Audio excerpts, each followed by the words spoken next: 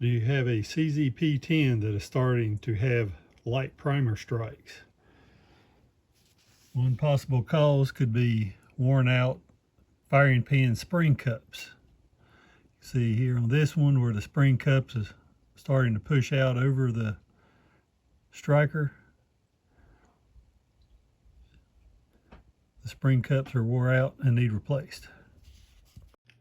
Yeah, you could order a couple spring cups from CZ USA for a couple dollars a piece, plus shipping and handling. But do you have any Glock parts or a Glock that you could raw part from? The spring cups for a Glock will fit the CZ.